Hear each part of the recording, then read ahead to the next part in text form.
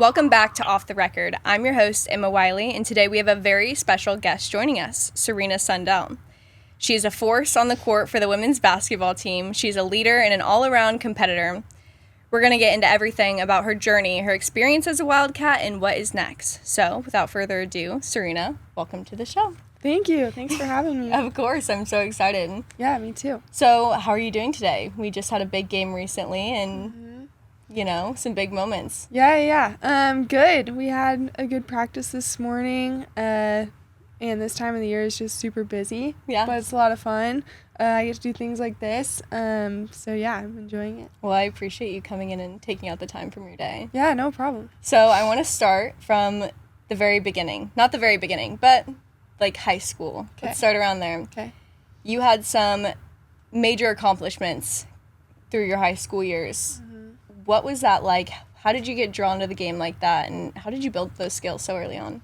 Yeah, I've been playing basketball for as long as I can remember. Both my parents did basketball in college and track, so they were big-time athletes, and it was just kind of, I didn't really have a choice type of situation for both me and my brother, so they just introduced us to the game at such a young age. I just remember, this isn't high school, but I remember doing ABC passing with my mom, and then I would be able to play soccer. So, basketball was kind of forced upon me in a way, but I just fell in love with it and stuck with it, and obviously, that led me to have such a good career in high school and now. But, yeah. Did your parents ever coach you, or were they coaches? My dad coached me from, second grade to sixth grade in a little traveling team in Maryville. So that was fun. Yeah. What do you think they instilled in you and your brother from such a young age? Because your brother plays professionally, right? Mm-hmm. Yeah. I think just really the concept of hard work, the concept of kind of just putting your head down, and you got to put in time if you want to be good at something. And then also just I think my brother helped me with that toughness aspect. He was just always beating up on me, and we were always competing. Yeah. So he's 3 years older than me. He's now 6'5", 300 pounds. So we were just always going at it. But yeah, just kind of those basic moral values of just hard work and committing yourself to something is something that I'll owe. Yeah. Yeah. I mean, that's incredible. I'm sure your parents are so proud to have you and your brother playing at such a high level. Yeah. They're in the good days right now. They're just traveling all over. They're driving right now, I think, to our next game. So wow. They're just always on the road, but they love it. Yeah. So you're from Missouri, so they don't have to go very far to see you, probably a few hours. Yeah. They make it to most games. Yeah. That's awesome. I think they've been at every home game. Yeah. That's awesome. So what do you think what's the moment where you kind of knew that basketball is going to be what you continue your collegiate athletic career in? Is there a flipping point where you knew that this is going to be what I do for a while? Well, I got my first offer as a freshman. So I think once I got that first official offer, it was from Northwest Missouri State, which is in my hometown, but it was still such a big deal. I was oh wait, I could actually go and keep doing this in college. And then they just kind of started to roll in from there. So that's kind of when I knew. Yeah, and then just playing on my traveling team and seeing all my teammates pick up offers and start committing and stuff, I was okay, we're gonna do this. Yeah. And at what point did you hit 2,000 points? Because I knew that was has to be a huge moment for you. Yeah, that was so fun. I honestly could not tell you the game. It was senior year sometime. Yeah. It was a lot of fun. Yeah, absolutely. So when did K-State roll in, and when did you start getting recruited by those bigger schools? Yeah, actually K-State was my only Power 5 offer. Really? So, yeah, all my other offers I bet they regret that now. Yeah, all my others were mid-major, and my mom was kind of pushing me to go more mid-major just because that was where I was getting the bulk of, interest from. So she was I want you to go somewhere, where you'll be a star and, you'll get minutes. So K-State was I don't know if I can play in the Big 12 type of thing, but I was no, I want to go try. I remember coming to a K-State game. My mom was do you think you can play? Watching the girls, she's do you think you can play at this level? I was yeah, I think I can. She's all right. So that process was Coach Mitty really watched our little travel team throughout all of high school. Obviously, I played with the twins on the travel team, so they kind of got more interest from K-State at first. They got offers and they were committed at an early age, so Coach Mitty always just kind of saw me, but I feel like my recruiting process, I was kind of a late bloomer, so my recruiting process was a little more drawn out. And then he came to one high school game where I really struggled in the first half, similar to this TCU game. Really struggled in the first half and then came out second half and like just water off a duck's back and came out and won the game, whatever. So that was when he was like, okay, like she's got to go head on her shoulders. She's not too emotional. And then I got an offer from them. So it was pretty quickly after I got the offer that I committed. That's pretty cool that you get the head coach to go see your high school basketball game. Did you guys have a connection right away? Did you know that that's where you wanted to be as soon as he started watching games? Well, if I'm being completely honest, it was really more, we had an old assistant coach, Coach O. He's now at Emporia. He kind of recruited me more, so anytime I talked to Coach Mitty, I was like talking to the big dog. I was always like nervous, and when he came to that game, that's probably why I was nervous. But yeah, that was a big deal for him to be at our game. How has your relationship changed with Mitty over the years? Yeah, it's definitely changed so much. Honestly, that kind of surprised me about my recruiting process was how much I talked to the assistants and not necessarily him. So when I got here, like, I just wanted to work so hard. I wanted to impress him.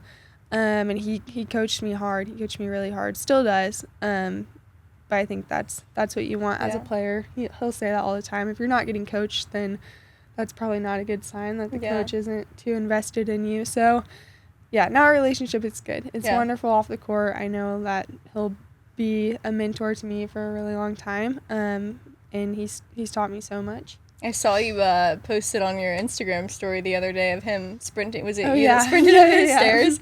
Of what was the caption? Get your tickets, or something like that. I just walked in the gym and he was running across Bramlage and then started running up the stairs. So I got my phone out as quick as I can. Apparently the assistants, he left something in his office in ice, and the assistants were like, "We'll time you, like see how fast you can get there, get back," like a little kid, and he just took off. But yeah, he's in really good shape. Yeah, like little friendly competition. Yeah. That's awesome. It was funny. So moving into your freshman year, you played a huge role right off the bat. You won, was it rookie Big 12 Player of the Year, something like that, 5 times your freshman year?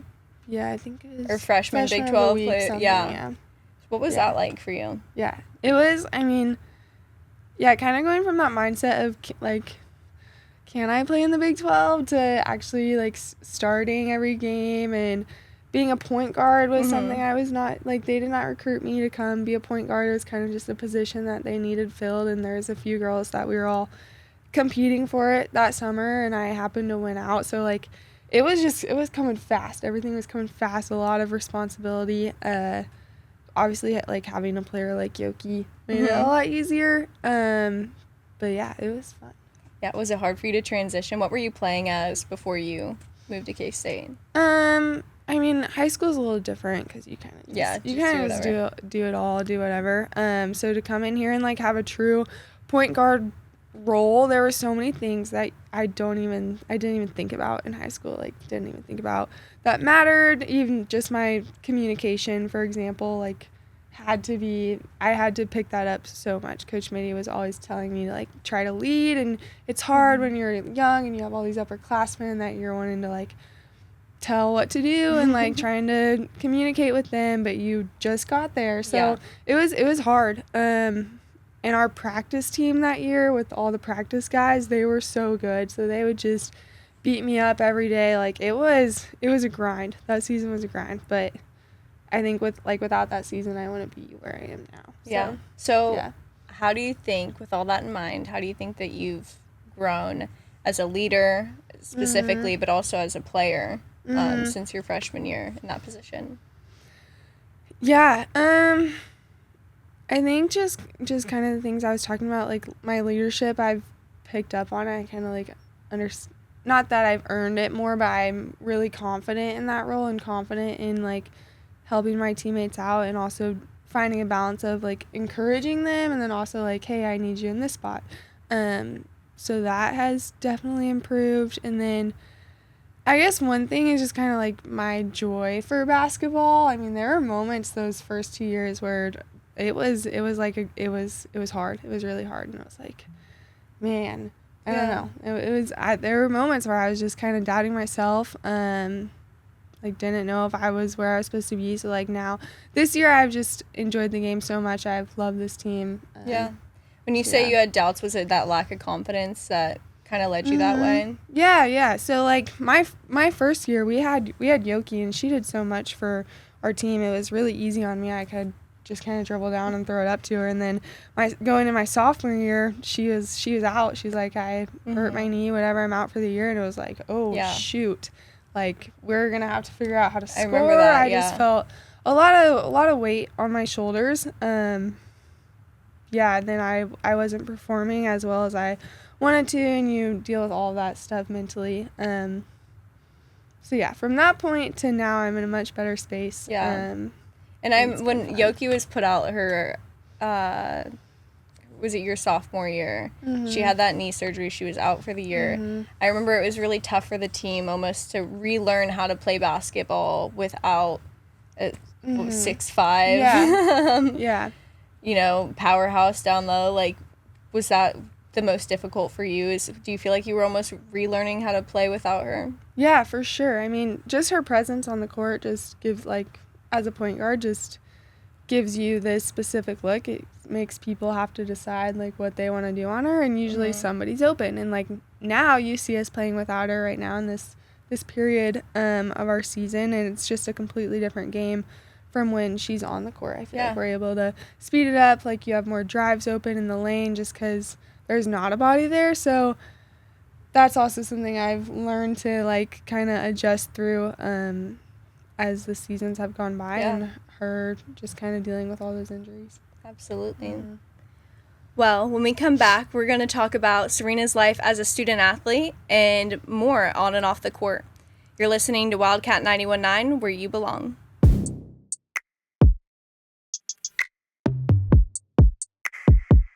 Welcome back to Off the Record with Emma Wiley. You're listening to Wildcat 91.9. I'm here with Serena Sundell today, and we're hopping into our second segment. I wanted to talk to her a little bit more about her life as a student athlete and kind of what goes on behind the scenes. So first off, how hard is that to balance this coursework and now that you're in season, this super heavy schedule? Yeah, it's not easy. It's definitely like coming from high school to college, you have so much more free time in college that could definitely be like leisure, relaxing. So when there's not someone like holding your hand, you got to figure out how to balance everything. But I feel like I'm kind of like a perfectionist, so I haven't struggled too much with like balancing all of that. But at times there's Was it different like your freshman year? Because I remember when I was a freshman, I was like, what do I do with all this time? And now like slowly as you build further into your degree, now you're getting your master's degree. Time changes a lot. Yeah, time changes. I remember my freshman year, and this is different because now there's online classes that I feel like student athletes can kind of still get away with right now. I think they're trying to get back to getting more athletes back in person. So my freshman year, I had like 3 classes in person, which doesn't sound that crazy, but for me that was a lot. So I was going to practice at 7 a.m., sitting in 3 classes, coming back for weights. Like it was crazy. And now I'm only in like 1 in-person class a day. Really? I have my online ones, and then I'll complain to my mom like, I don't want to go to class, and she's like, I had to go to class 3 times a day for 5 days a week. Like I had to walk uphill both ways. So yeah, I figured it out. Yeah. So balancing this, you have to have some sort of routine. Is there anything that people don't see behind the scenes, something that you're just religious to? Not necessarily. I feel like honestly I have more free time than what people think. So really? Like I spend a lot of time with my roommate, who's Taryn Sides this year. You get really close with your roommates as athletes just because you do everything together. So I'm really close with her. I've tried to pick up some hobbies. I bought a keyboard the other day, so I'm trying to learn the piano. Gotten into reading lately, so like I have time to like just take time to myself. Yeah, I'm in a few classes this semester that I have some big like group semester-long projects, which have been fun so far to kind of like work directly with our professor and kind of get to know some other people in my classes better. But yeah, nothing special. I don't have any like keyboard is crazy secrets. Yeah. How long have you said you just picked that up the other day? Yeah, I got it. So like when everyone leaves for Christmas break, it feels like the only student athletes here. Summertime, like most like football's here, soccer, like everyone's here. Christmas break, everyone is gone. Like you were just going to practice every day, and then you got nothing to do. So I was like, keyboard. Have you learned to play any songs yet? Yeah, I can play a few. I'm learning to read the notes. Like we used to have a piano in the studio, so we're really missed opportunity. Yeah. We could have brought the piano out. Dang. Maybe next time. Yeah, maybe next time. So, you talked about getting close to your teammates, and obviously like, rooming with Taryn, it's got to be big. Can you describe the relationships, especially with like such a small roster, the relationship between you guys? Yeah, and the other thing about K-State is like we have so many girls that stick around, which is not necessarily super common anymore. So like, yeah, just the relationships I've developed with so many girls over the years is like just a true sisterhood. Yeah. Really, like these will be some of my best friends that I have for the rest of my life. Last year I lived with Gabby Gregory and Beck Dallinger, and we all got super close, and like Yoki is just such a good friend. Like I was random, but I was expecting only to play with Yoki for 1 year. I remember committing and being like, well, I'll get to play with a ukulele as a freshman, like that'll be super fun, and I'm a senior and she's still here, so like I'm so glad that I've been able to develop that relationship with her. But yeah, just like in just top to bottom of the roster, everyone's so close just because you spend seriously so much time together. You see each other every day. But yeah, those are like my best friends. Who do you think the funniest person on the team is? Who's got the most jokes? I think Zai Walker is pretty funny. Yeah. She just like is always in a good mood. She's always goofing around and smack talking and dancing, like just doing random stuff. Everyone thinks Gisela is pretty funny just because sometimes her language barrier makes us chuckle. And we think like sometimes when she wants to listen, she understands English, and then when she doesn't want to listen, she can't understand. So we'll joke around with her about that. But yeah, we have some characters on our team. Yeah. Are there any fun traditions that you guys have as a team? Any locker room traditions? I don't. Gap Goat's obviously one of them. Yeah, Gap Goat. Yeah, that's always fun. I'm trying to give you something else good. I don't have anything coming to mind. Yeah. I just think like before the game, we got the speaker in our locker room, and that's always blasting, and everyone's just kind of dancing around. I like my country music, so they're always playing some rap, and they just like laugh at me I'm just like nodding my head. What are you listening to? Like, what's some of your go-tos? For my pregame? Oh, I like to play chill music before the game, because if I'm like playing rap and all that, I'm overhyped, so I will seriously play country before the game. Trying to reconnect with yourself. Yeah, just calm down. Take some deep breaths. Yeah. So you have your headphones on? Yeah. Usually on the bus, and then I'll just listen to like whatever's playing. I wanted to talk a little bit about also, so Gap Goat went missing a few weeks ago, as we know. Who was in charge of that? Was that the teammates that lost? We're saying it's the managers. Okay, but we'll blame it on Camden. Yeah, Camden, Brody, all those guys. We're calling you out. Yeah, calling you out. Can't take your eyes off of him. He's wanted. Still don't know what happened to him. Hopefully, someone comes out with something soon. A new Gap Goat? It might be. We'll cut I'm that. Not sure. Yeah. I think people could probably guess that it was him. But I assumed that they weren't going to give him back if they got him. That chain might be worth some money upon him. Yeah. Well, when we come back, we're going to talk about Serena's big moments. You're listening to Off the Record with Emma Wiley on Wildcat 91.9, where you belong. Boom. You killed it. You spilled some tea. I did spill tea. You're listening to Wildcat 91.9. This is Off the Record with Emma Wiley. I'm here today with Serena Sundell. Welcome back. Thank you. So I want to talk about some of the big moments of your career so far. Okay. Can you think of anything right away that it was just like, wow, that was amazing, besides Yeah. what happened just recently? Yeah. I guess if we go way back, my freshman year, my first time ever playing in March Madness was a big moment for me, just because you grow up like watching that as a little kid, and it's just always so fun to actually play in that.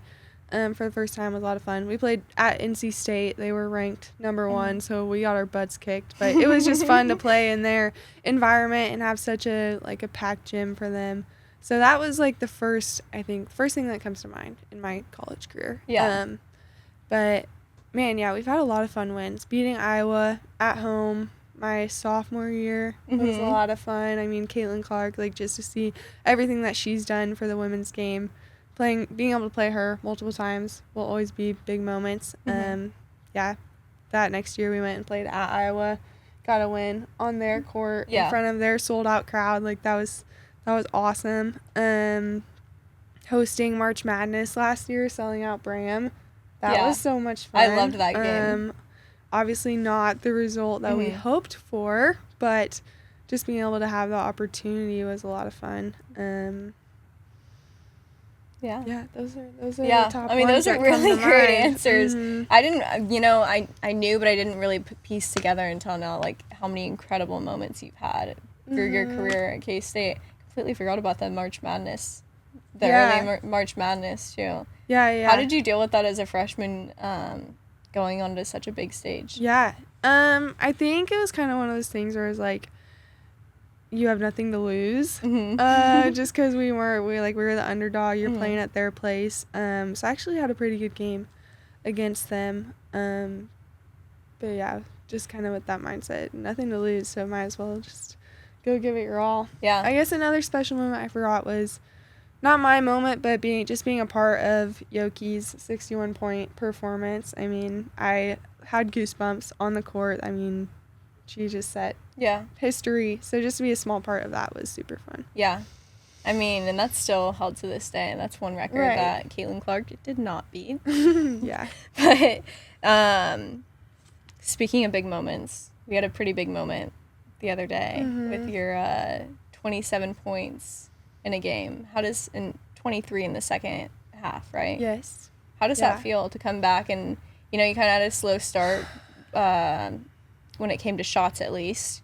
Yeah. How does it feel to come back from something like that and then having the fans scream your name? There was kids lined up for miles and miles upon end just to see you and, shake your hand and get an autograph.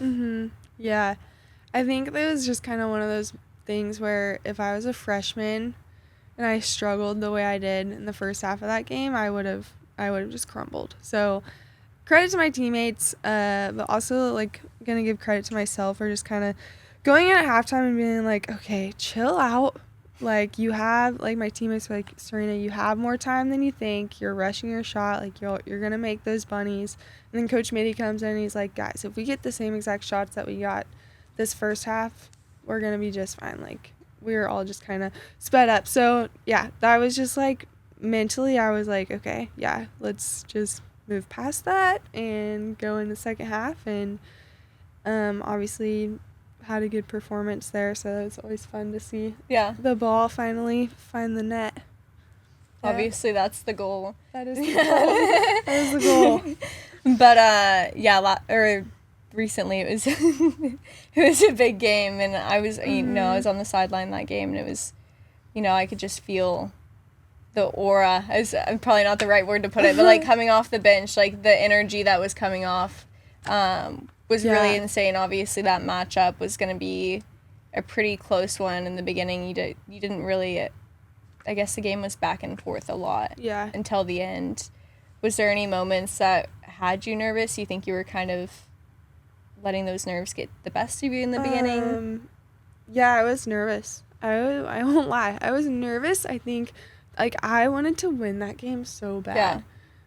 I don't know what it was. I've just, like, had that. I've known it's coming up, like, TCU. It's such a big game.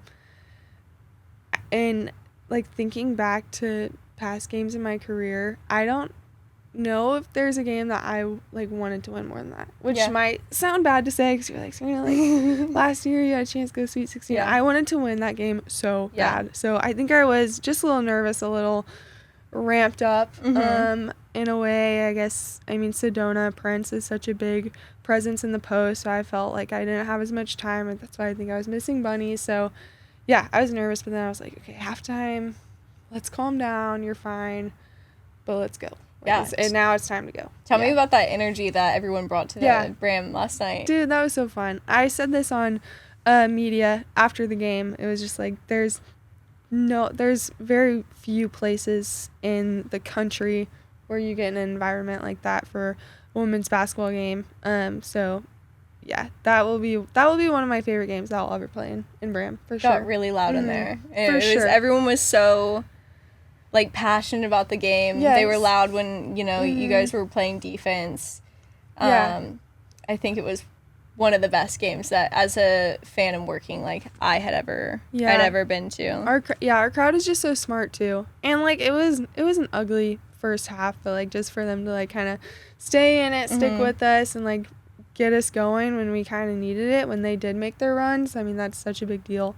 So yeah, credit our students, credit our fans. Yeah, that is so much fun to play in an environment like that as a player. Yeah, absolutely, I bet. So taking another step forward, you graduate in May. You're getting your master's degree in business administration.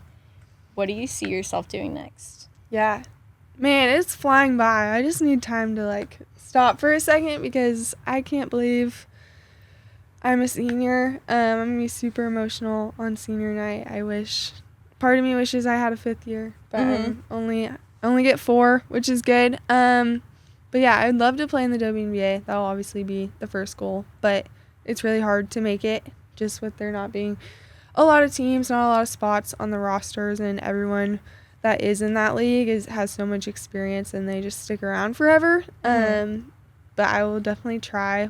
I mean, it would be a dream to get drafted and be able to attend a training camp. So we'll see how all that shakes out. And then come August is usually when girls start to go overseas to play. So you get your agent and kind of help them or have them help you find a league that you would want to go play in. And I think that would be super fun to at least try for a year. Yeah.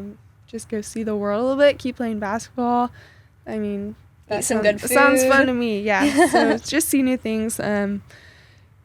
Get out of Kansas/Missouri for a little bit. Absolutely. That would be a dream to, like, go overseas and hopefully somewhere nice and warm and somewhere. Yeah.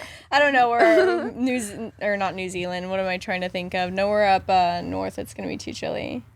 So I don't know if they even have basketball up there. Yeah, I'm sure they do. They have a ton of different leagues. I honestly don't know a whole lot about it right now.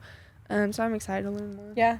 So moving on to, like, short-term goals, what's something you have your eye on that you want to accomplish by the end of the season? Yeah. I mean, obviously a Big 12 championship has been, I feel like each year, I feel like this is usually how it goes for most players. Like, you want it more and more and more. I wanted to win it so bad last year, but this year it's like, this is my last shot. You guys have a really good chance. We're in a good position, so it's like one of those things, like, you want to keep your head down and, like, play it game by game, but you also know, I don't know, that each game is such a big deal. So that would be the first goal. Big 12 tournament is a little more inconsistent, I feel like, but obviously would love to win that too. And then I think going to a Final Four doesn't feel crazy to say. It feels crazy to say, but it doesn't feel crazy to say. I mean, you could get us our first national championship in basketball. That would be a lot of fun. I think that's down in Tampa this year, so just to make a trip down to Tampa would be incredible. Yeah. Yeah, just keep winning. Yeah. I'm excited to see what happens the rest of the season. Been watching throughout your whole career, so I'm just super stoked to see what you accomplish and getting Yoki back. Is she gonna be back by the end of regular season? Yeah, I don't know the exact date, but she's working every day in the training room, just trying to get back. So hopefully she's good and ready. Yeah. Yeah. She'll get there. She'll get there, though. And you guys are doing so well without one of your best players. It almost makes you feel like you have such a good chance. Yeah, it's definitely a confidence boost to everybody. It's like, okay, yeah, you do have Yoki, who's such a star player, but even when we lose her, we are good enough to kind of hold our own and find different ways to score. And we have so many offensive threats that it's been a lot of fun to kind of figure that out with this group. So I wanted to transition a little bit into some rapid fire questions. Okay. I don't know, last time they weren't very rapid, but we'll see how fast they go. I do want to ask, what is your favorite post-game meal? Sometimes when we get lucky, we cater Umi's. Wow. That's pretty nice. Yeah. Is that to the locker room, or do you guys go somewhere else and hang out after a game?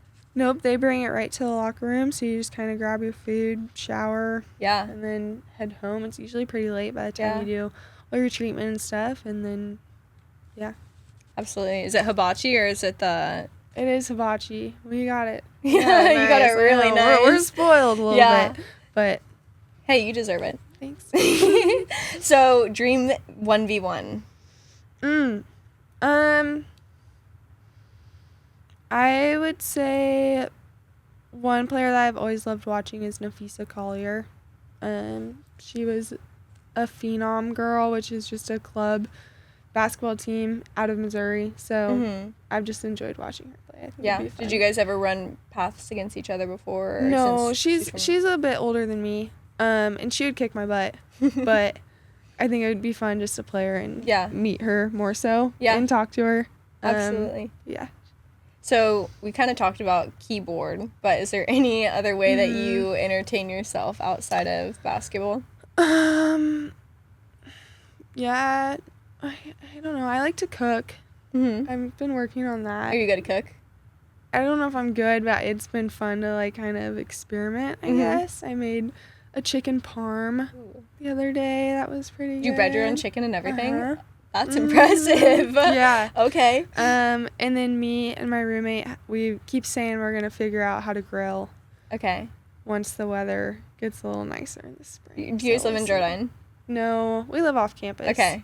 Yeah. And actually, like, I think our neighbor he moved out, and we walked outside one day, and we had a mini grill. I think he just left it for us. So we're like, yes. It's a sign. It's a sign. We got to try. Yeah. I've tried grilling before. It hasn't gone the best. Okay. But I'm sure you can do better. Thank you. So, best part of Bram? Best part of Bram, for sure, the fans. Yeah. Yeah. Maybe the band. The band gets both of them, yeah. Split my answer, band 50, and 50. The fans, but the band, like, they bring it every single night. Yeah. The crowd is great. Obviously, like, big games, they always show out, but the band, I swear that they are our biggest fans. Yeah. It's so much fun. Yeah. Absolutely. And I love just hearing them play before the game. When we run out, hear them get it going, I'm like, oh yeah, here we go. So that and the country music is your favorite pregame? Yep. The band and country music. So if you were not going to play college basketball, what would be another sport that you would play? Volleyball. Volleyball? For sure. Did you play in high school? Yeah. I was not bad. There was a time in high school where I was going to my mom like, I might want to try volleyball instead, but it ended up being basketball. They were like, you gotta finish the legacy. Yeah. I just put so much more time into basketball. Volleyball is more my fun sport, but... Well, Serena, thank you for joining me today on Off the Record. Where can everyone find you on social media? Oh, my Instagram is just my first name dot my last name. All right. Yeah. Easy enough. All right. And as always, I'm Emma Wiley. You can find me at Emma L. Wiley across all platforms. You can also follow the show to keep up with everything we're doing over here at OTR with Emma on Instagram. Thank you for listening to Off the Record with Emma Wiley. You're listening to Wildcat 91.9.